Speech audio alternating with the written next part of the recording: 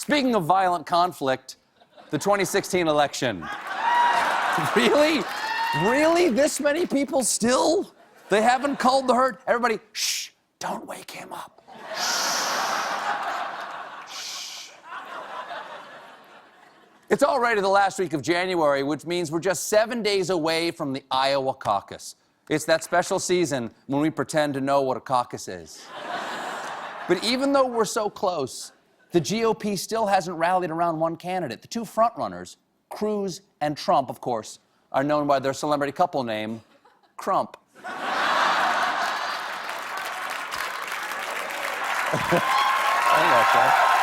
Okay. Donald Trump still holds a commanding lead in national polls, so the GOP establishment is lining up behind him to push him in front of a train.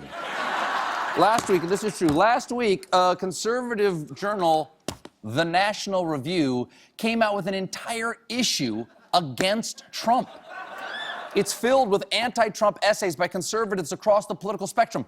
Bill Kristol, Michael Medved, Eric Erickson, the Dowager Countess, the Monopoly guy. Basically, all of these guys are saying, go to hell, do not pass go, do not collect $200. And here's a taste. Here's just a taste. And this is Republicans now. This is Republicans.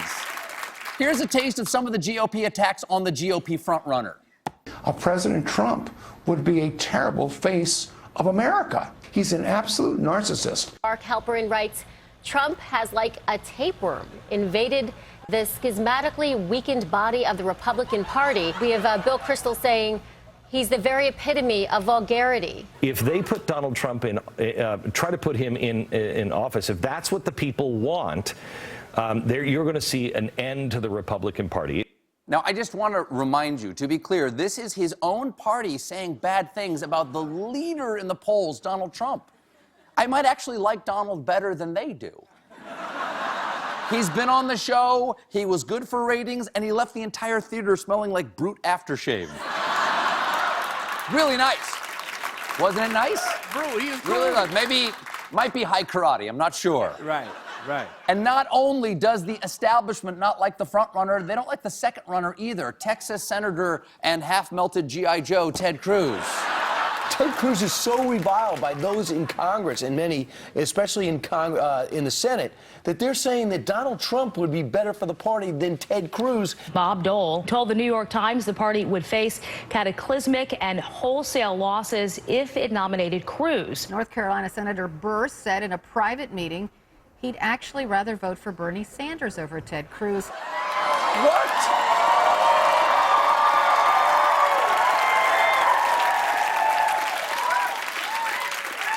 Ted, you just got thrown under the bus, and it's a VW biodiesel. They're like,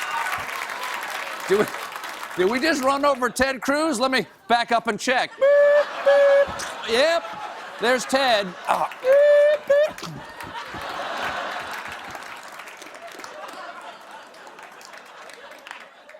They don't like him. So some Republicans would get behind anybody but Donald Trump, while others are on board for anybody but Ted Cruz. And some, like South Carolina Senator and Tennessee Williams ingenue Lindsey Graham, cannot stand either man saying of the choice, it's like being shot or poisoned. What does it really matter?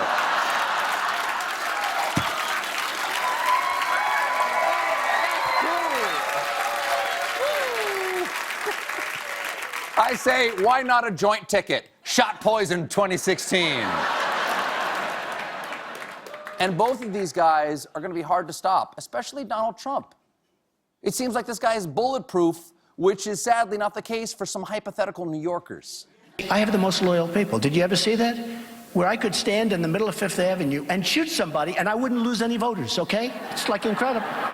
Now, to explain how impressive that sounds for those of you who don't live in New York, Fifth Avenue is an extremely crowded street in Manhattan where it is illegal to shoot people. Can't do it. You can't do it.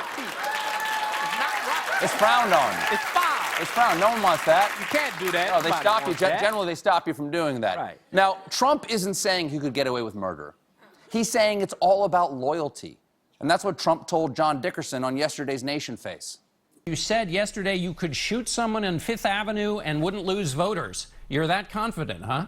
Well, I have a very great group of people, John. I mean, I have people that are so loyal, and it's been so reported, and even in your poll, but in a lot of the polls, they do that, the loyalty factor. And my factor is up when you add it all up. It's pretty much close to 90%. These are people that just won't leave. They will not leave.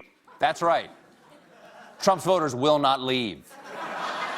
And I think that represents a huge problem for one person, Donald Trump. Because when I hear this man say nothing can stop me from winning, not even shooting people, I don't hear an appeal to voters. I hear a cry for help.